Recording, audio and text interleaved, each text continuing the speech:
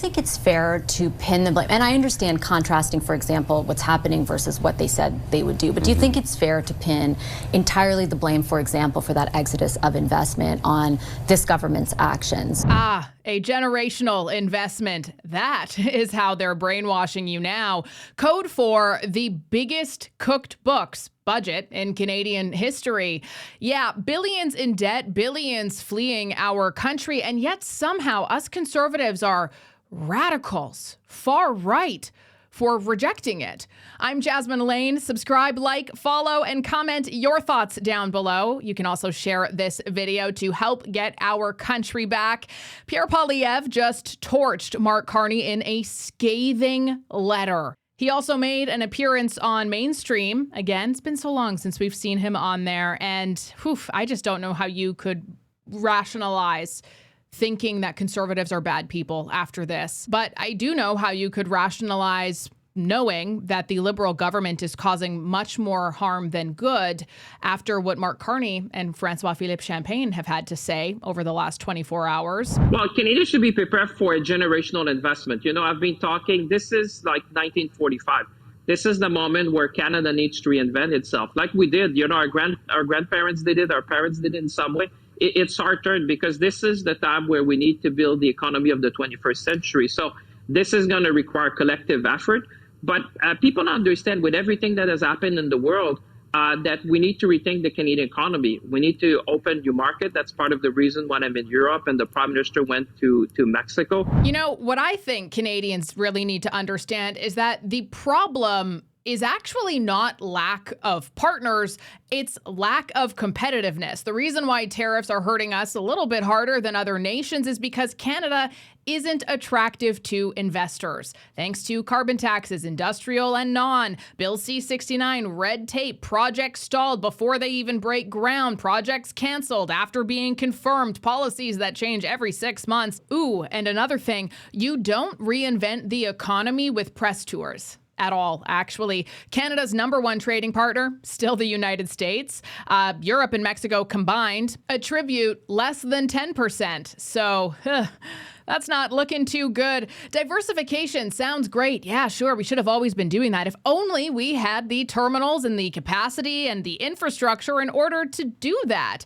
But we haven't, and we haven't not because of Donald Trump's tariffs, not because of this new scary world, but because of the Liberal government's policies. That's the only reason why. And it's quite frustrating to listen to Carney and Champagne talk like these visionaries when they're abroad. And of course, the mainstream media is like, oh yeah, our heroes, while investors flee at home.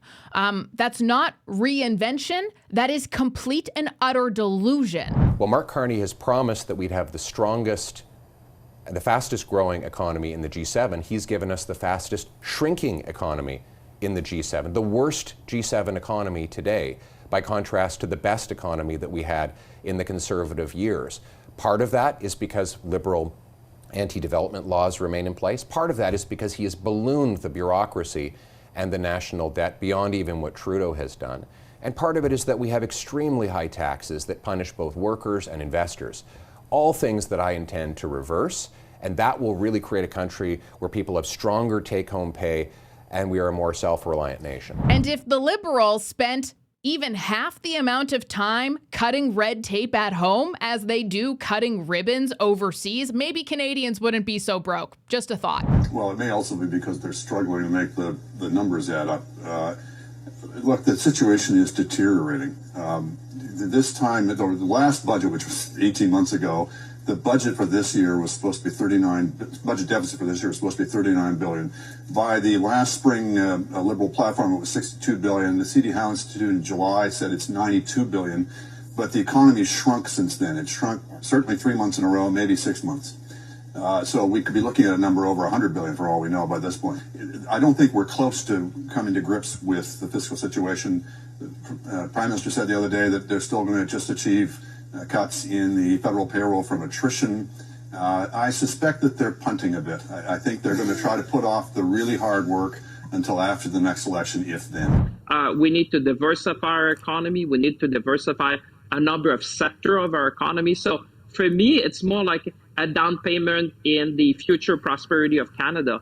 We need to make that generational investments in order to bring, to be less dependent, more resilient, and bring prosperity across our nation. Francois-Philippe Champagne, I understand you're a very wealthy man. This sort of stuff means absolutely nothing to you. But for the vast majority of those who you claim to represent and be trying to work in the best interest for, a down payment implies that you own something at the end. Yeah, that's not the case here at all. The only thing Canadians will own is more debt, actually.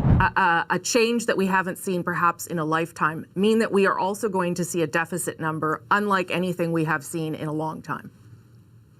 Well, I'd say, people expect that an investments like that, which is generational, will require us to borrow in order to make that pivot. This is a natural pivot, but people also understand that you have a return on investment, that the investment, and that's why I think, Rosemary, it's so important to present that in a way that Canadian can understand. When you talk about expenses, so people will see, okay, are these people serious when it comes to expenses? And that's why we launched this expenditure review to make sure we're more efficient, provide better services to Kenya, and at the same time tell them what are the things we are going to invest in, and talk about infrastructure, project of national interest, the type of things that are going to make the Canadian economy more resilient. So in fact, for me, this is even more transparent than before, because if you're a Canadian now, you look at that and you say, okay, I get it. These guys are doing that with respect to expenses, and at the same time, they're making these investments. So not only this generation, but future generation can benefit from this new economy we need to create in Canada. What do I always say? If somebody has to explain to me why something makes sense, it's because it doesn't make any sense at all. 1945 investments, as an example, he keeps pointing to how it's just like after the Second World War. Yeah. 1945 investments included things like rail, roads, ports, the industrial base, housing for returning soldiers. Debt-funded spending does not equal investment, you idiot. And I'm honestly insulted that you think I'm as stupid as you wish I was, so that you could try to get away with this. And pay attention to how these people talk, how they frame it, what the narrative is, because the narrative here, and I can guarantee you're going to see this in the House of Commons, is that the opposition are just short-term thinkers. They're not thinking about the generational investment. Everybody knows in any business, you got to spend money to make money. If only the Canadian government was a business, and if only that money that they spent had consequences when they ran out of it, like a normal business would. If only, like a normal business, if something was failing, they would have to pivot, adjust course, and listen to the market. They don't have to do that because the government isn't a business. And let's not forget the most vitally important fact that is so often overlooked and not even focused on at all. And that is when you can't grow at home, which is a huge problem, by the way. What do you do then? Well, you don't repeal the reasons why you can't grow at home like we always used to. You fly to Europe, you fly to Mexico, and you pretend that deals are happening. You pretend there's growth. There's no growth at home, so you have to put on a show and theater abroad to manipulate people and pretend as though something is happening when nothing is happening. Do you think it's fair to pin the blame? And I understand contrasting, for example, what's happening versus what they said they would do. But do you think it's fair to pin entirely the blame, for example, for that exodus of investment on this government's actions? We have never faced a U.S. president that has leveled the kinds of economic threats that he has against our country. He has specifically targeted investment as a cause for that, saying, I want investment to come to the United States. That's part of the reason I'm doing this. Is it not normal that companies would then follow suit when they're faced with that threat? Is it fair, really, to put all the blame at the government's feet? You know what I think is fair? Let's hold Mr. Carney to the standard he set for himself. He said he'd have a deal with Trump by July 21st. Still no deal. He said that he would put elbows up. He put elbows down. He said he could handle Donald Trump, and all he's done is make concession after concession on his own economic decisions. Mr. Carney said he would spend less. His deficit spending is 100% more. He said that he would bring more investment, and we've had a record exodus of investment since he became Prime Minister.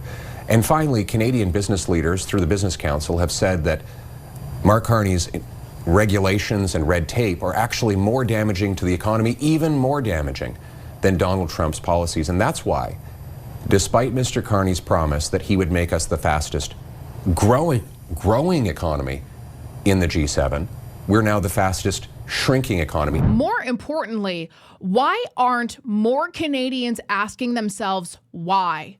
Why do Canadian ministers, the Prime Minister, why do they fly abroad so frequently, staging these glossy photo ops? They have these fake roundtable sets that they post about on social media, these carefully staged meetings. They brag about expanding and trade with Mexico and Europe and Asia, but there's nothing concrete. There's no details signed. There's nothing that actually moves the needle.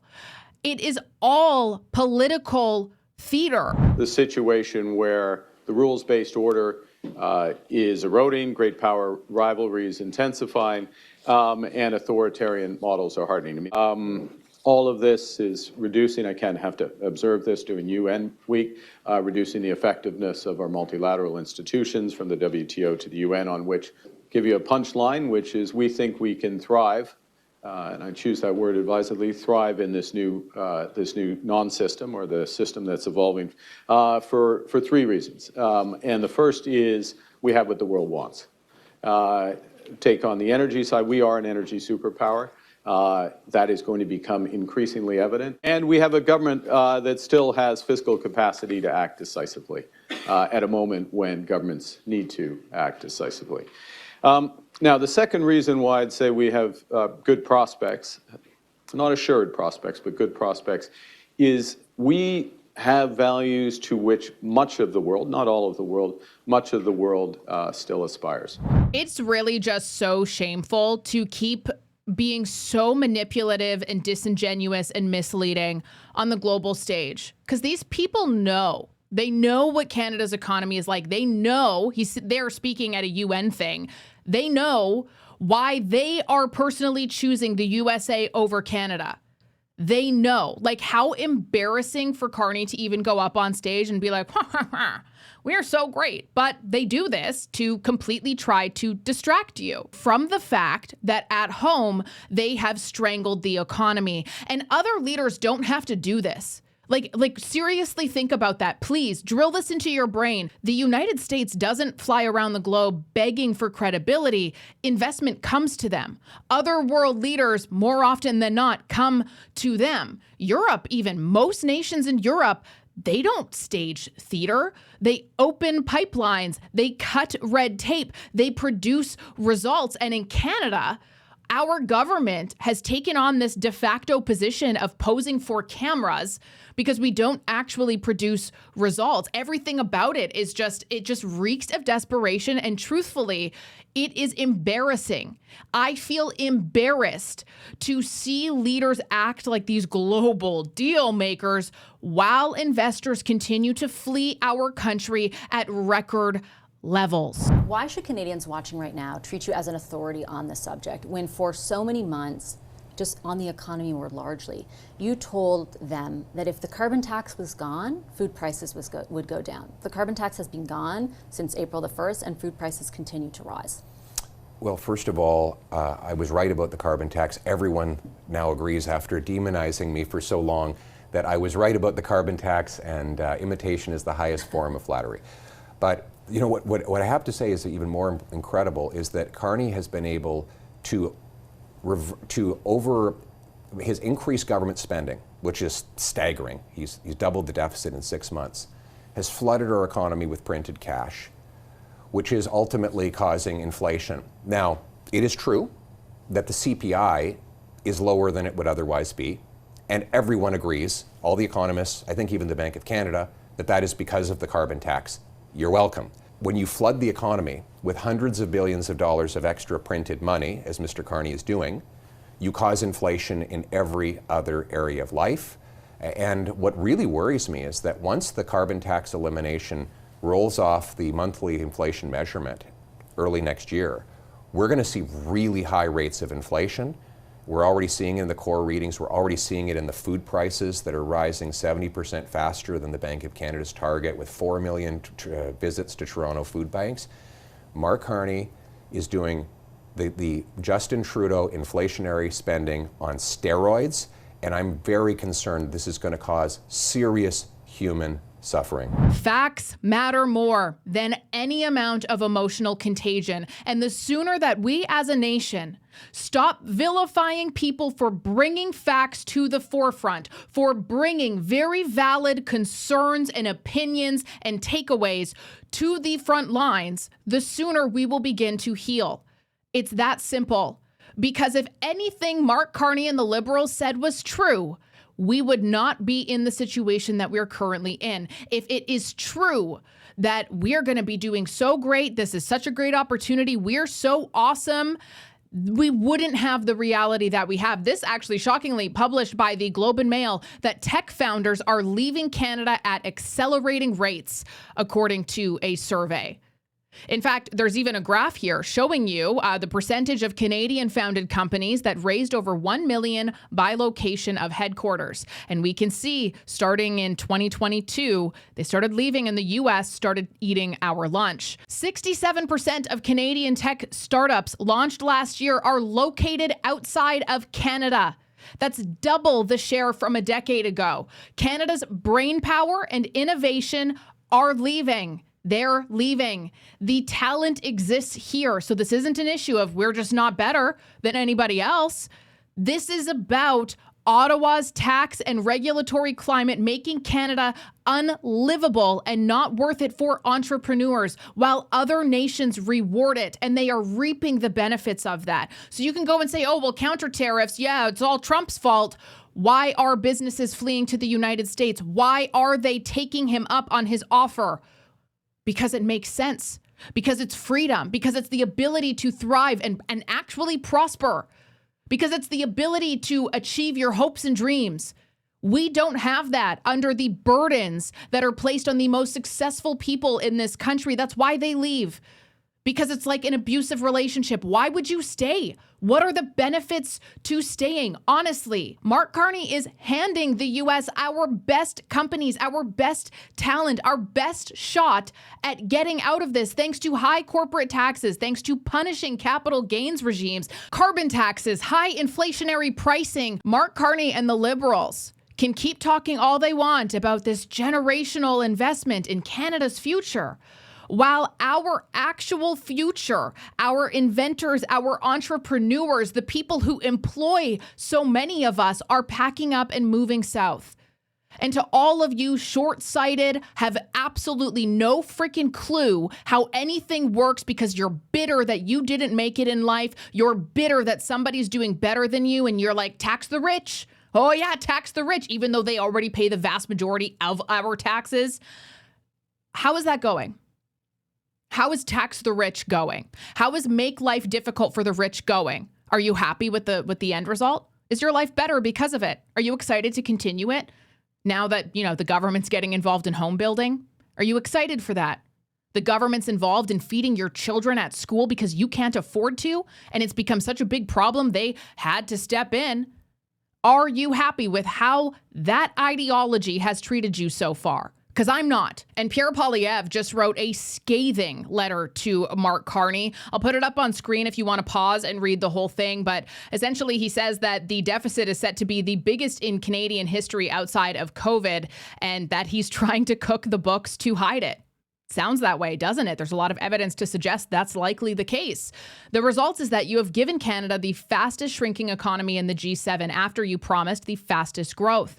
Home building is dropping after you promised to double it. A record $54 billion in net investment has fled after you promised to invest more. Every dollar you spend comes out of the pockets of long-suffering Canadians, leaving them hungry and jobless. The human consequences: 86,000 job losses, more empty stomachs. Your party caused Canada's economic pain, and you have only made it worse with a record deficit that you are trying to cover up with crooked accounting. Dividing the budget in two parts, a move roundly condemned by economists, accountants, and other experts. He goes on to highlight that Mark Carney gave our financial watchdog, the parliamentary budget officer, a pretty short leash.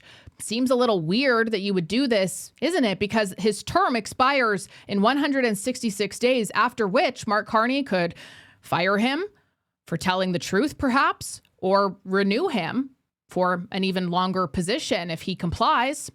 Kind of seems that way, adding that we need a parliamentary budget officer now more than ever to tell Canadians how big of a financial mess Mark Carney has made, to scrutinize the crooked accounting that you have promised to use in the forthcoming budget, and to tell Canadians the truth about how money printing deficits will again cause rampant food inflation, housing, and other prices at a time when Canadians are broke. Closing off with, it's time to give them the truth. Let Canada's budget watchdog off the leash. I'm Jasmine Lane. Thank you so much for watching. Tomorrow, I definitely plan on talking about a different story that might get me canceled, but whatever. And, it is different, but the ideology and the narrative is exactly the same. It is so exactly the same, that you, the people, cannot be trusted, but the government, we got your back. And just the harm that that causes. Government dependency is the most terrifying thing in the world, and it should be, because it's not normal. That's not how humans are supposed to live. That's not freedom. It's disgusting. It's filthy. It's manipulative. It's exploitative. And I'm pretty tired of being quiet about that one. So I'm going to be talking about that story that involves Alberta and Premier Danielle Smith, as well as some things that took place during Charlie Kirk's memorial. I probably should have covered that today, but I'd like to think about it a little bit more before presenting you with everything that is on my mind. That is all for me today. I hope you subscribe, like, follow, comment your thoughts down below. And as always, share this video. I'll talk to you tomorrow.